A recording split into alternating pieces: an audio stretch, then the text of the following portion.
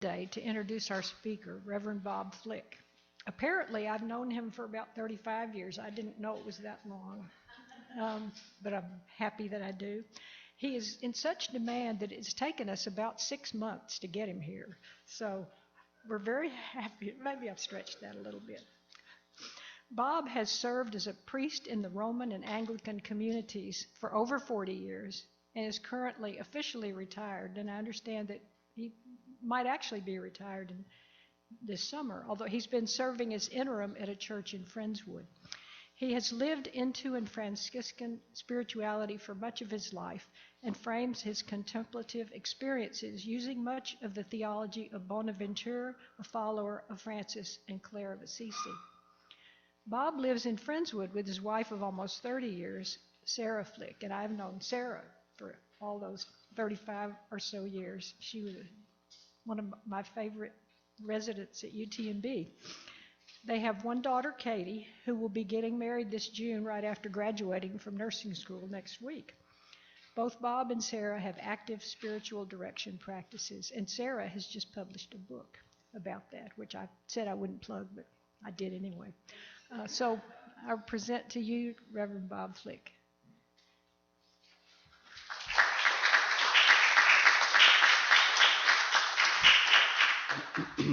Good morning, everyone.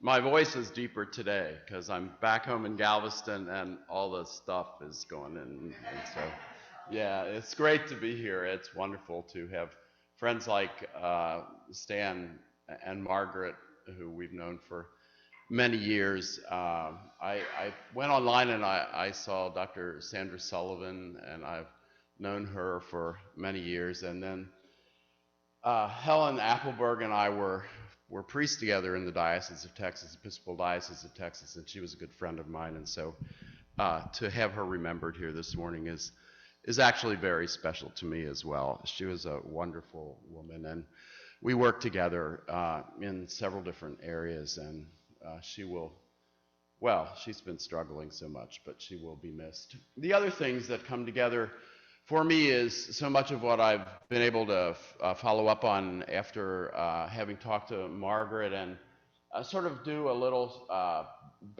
background work about the spirit of your community here and your fellowship, and the very first word up there on the banner across the word love, which is actually, for the most part, that's really what I'm talking about today. As Margaret alluded, I've been a priest, Roman Catholic for a while. Then I got married. That precluded hanging in there with that job. So my wife and I became Episcopal priests. I became an Episcopal priest, and my wife and I got married after we got married. And I've been living in the Episcopal Church happily ever after, because it in so many ways kind of fits my needs and my wife's needs and our spirit and spiritualities as well.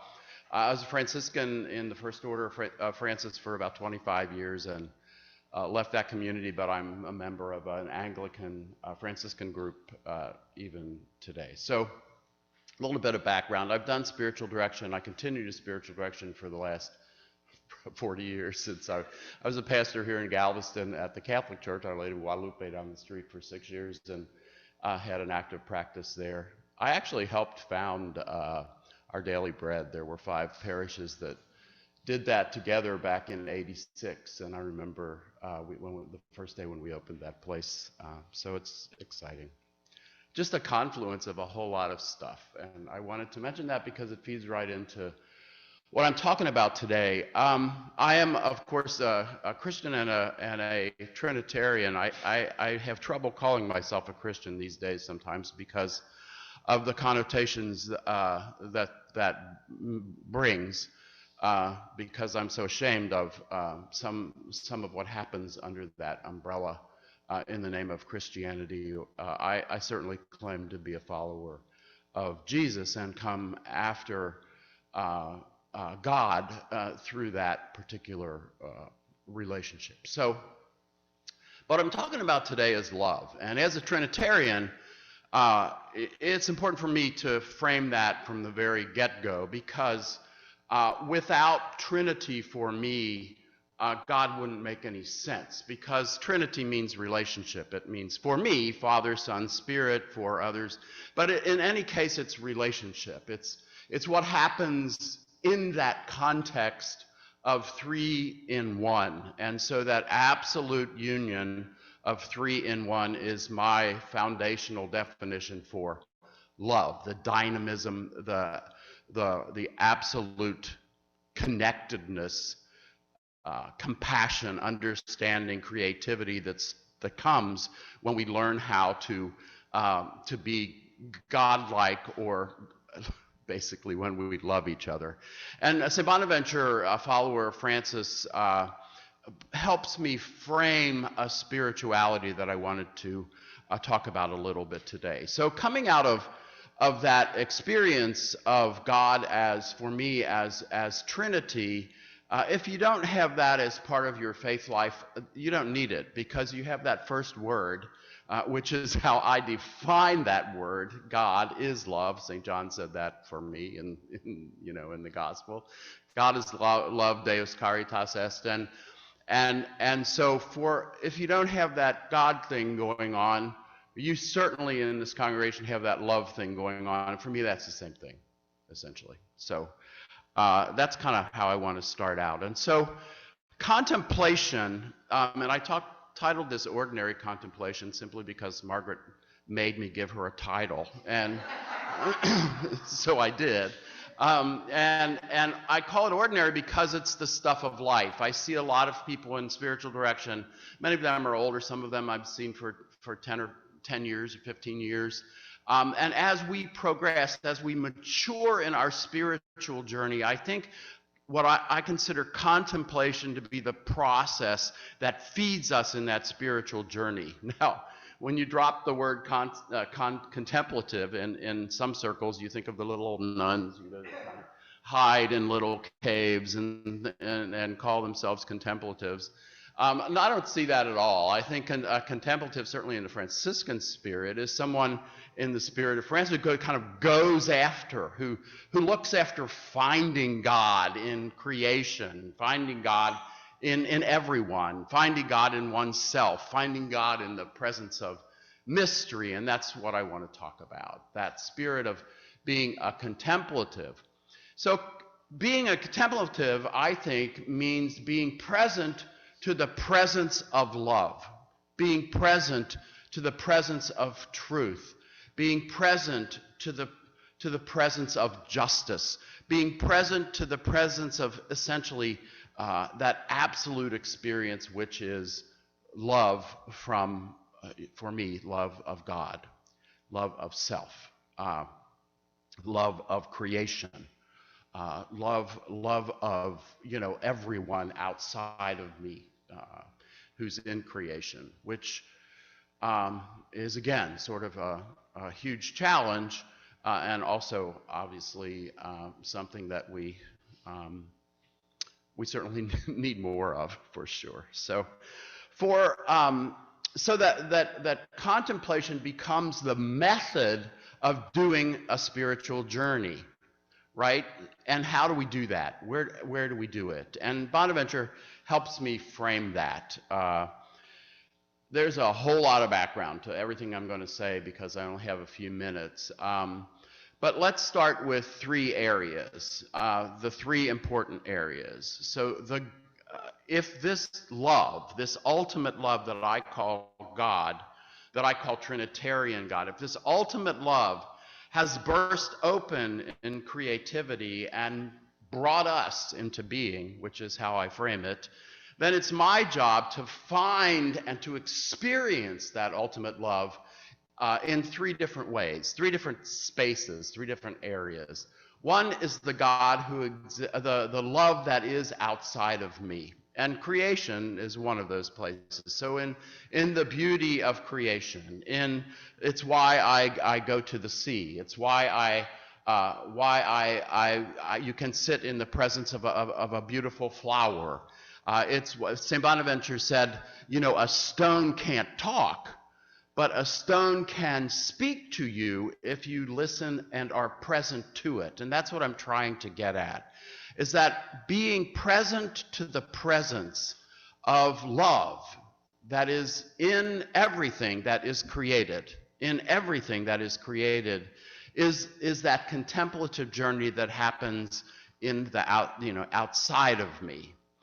And so moving from the sort of inanimate kinds of things to the presence of God, and oftentimes people are, okay with this, in their pets, or in their the love that is so available to us in nature outside of us. We move to being able to seek after the love that is present in other human beings. So most of my ministry in priesthood has been on the streets or in the jails and those kinds of things. And for me, in that Franciscan spirit again, for me that's very important, because for me the challenge of finding God when I was young was to seek after finding God in people that other people sort of write off automatically, right? Because of their color, because of their creed, because of their sexual orientation, because of, so many things, because of their, political party, that we, of course now, for me, some of the biggest challenges are finding love in people who are openly politically not loving, as I see it, bluntly put, And so, but I can't let go of that as being part of my contemplative life. To work at finding love in everyone, because I believe that if we are indeed created, and if everything is created in God's own image, in the image of love, of absolute love, then we have to go after that even when it's hard to find. And in fact, work in the streets and being in jails and being in places where people feel that they are worthless or useless in society because they've been told that over and over again. Working with people who have major mental illnesses, who have been put down. Those are the kinds of places where I find myself most at home in trying to experience a presence of God in the other, right? And so that's what I call contemplation. Contemplation creation, contemplation that happens outside of me. Contemplation that happens inside of me is that business, again, that Jesus talked about. Love God, love your neighbor as you love yourself, which can be challenging, right? So being a contemplative means spending time with my real self, with that Bob Flick that I have created to be and to become, and with that Bob Flick who has often missed the mark, right?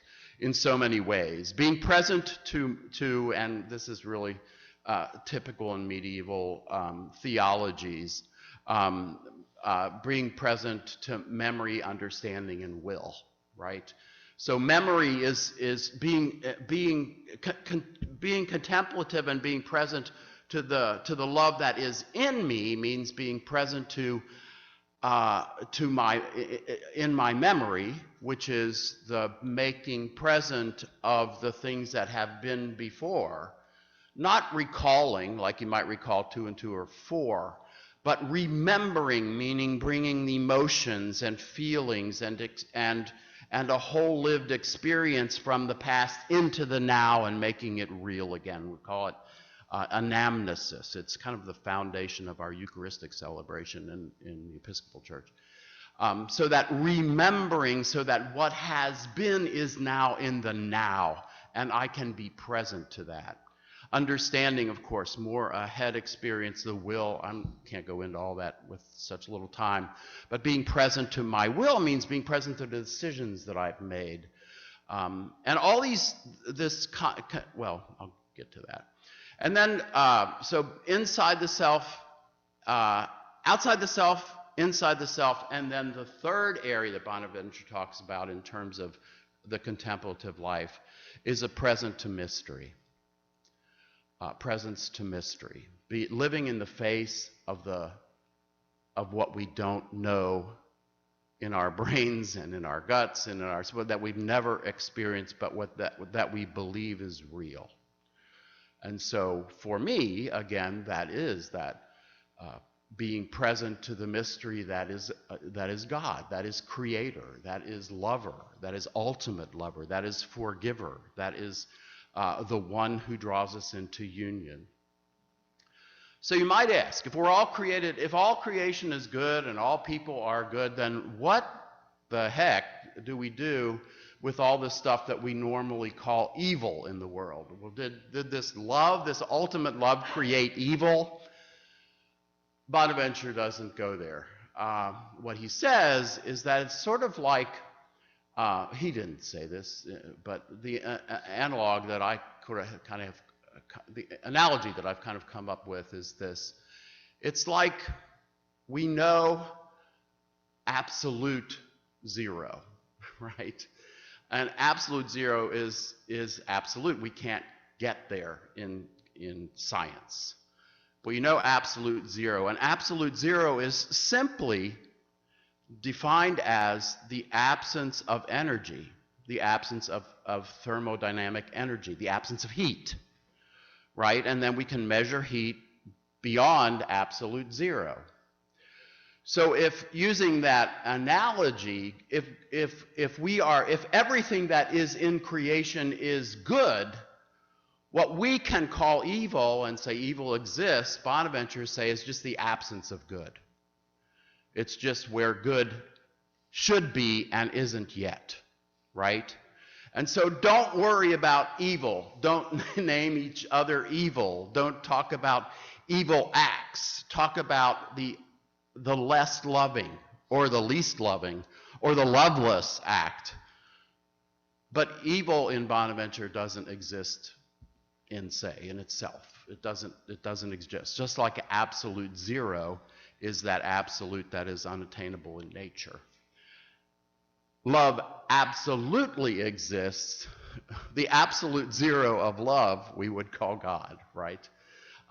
That's what we look for in the contemplative experience. We look for the good in other people. It is the work of the contemplative life is to seek after that. And so that's why we do service with other people. That's why we offer ourselves. That's why we put ourselves in the presence of other people. That's why we seek after truth from other people. That's why we go after building reconciliation in our world. Why? Because we want to find good rather than ostracize and judge and cast off and call names and whatever we're so good at, particularly in politics these days. So, we apply the contemplative spirit to ordinary stuff, like we think about the border, and I don't want to get all political, although I think I'd probably be pretty comfortable in this crowd. More comfortable than my Episcopal church and friends would, I'm sure. But this is all being recorded, so I'll probably get in trouble. But truth be put, I only have about 4 more weeks there before I retire. But politically, we're so good at calling names, or at casting aspersions, or at naming evil, or at judging other people, or and it's what we do as individuals, and it's what we do as communities, it's what we do as governments, it's what we do as governors, it's what we do as, we name the other as the enemy. The contemplative names the other as the place to be, right? The place to go, to seek after finding love in that other, to be present to the presence of love, and to put ourselves oftentimes in the most challenging positions, right? That's the work of ordinary contemplation, I believe. And that's, I probably could end. There's a ton of other stuff. The energy of even entering into contemplative spirit is desire, right? If I want to be as Bob Flick as I can be, which is my call. If I believe I'm created in love, to be that presence of love in the world that I call God, that presence of God in the world, if I believe that, then the best thing that I can do is be as me as I can be, right? And that's that spark of life that is in me, that is of God. Then it's my desire to do that that is the energy of doing contemplative life, right? So follow your deepest desires. That's the kind of the mantra of the Franciscan spirit. Follow your deepest desires. And oftentimes, in spiritualities, you're told to let go and hang, let everything go and sort of empty yourself. And in this spirituality, it's like, nah, you embrace everything. Everything is fodder for the contemplative experience in a Franciscan way. You don't want to let go of anything. You don't want to let go of anything.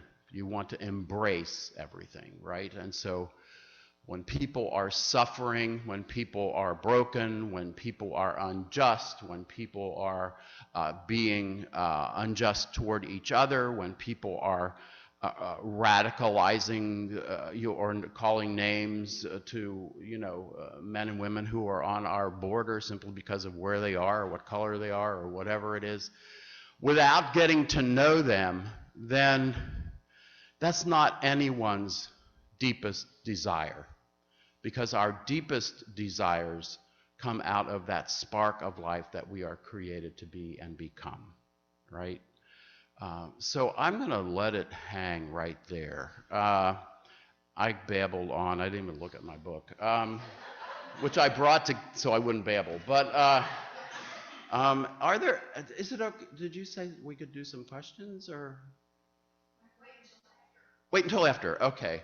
Yeah, so that's kind of what I have to offer. I guess I'm encouraging people to be brave enough to enter into relationship with whomever comes into your life, with whatever comes into your life, and especially with yourself as being that one in your life that never goes away, and to be in relationship again with the one who is beyond us, that we call love, that you call love on your banner across, and that is the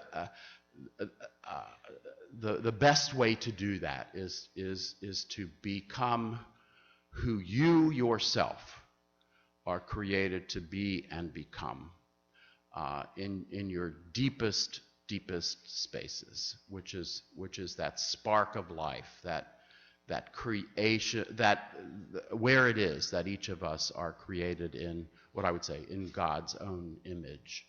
So the best thing you have to offer to the world is to be who you are created to be.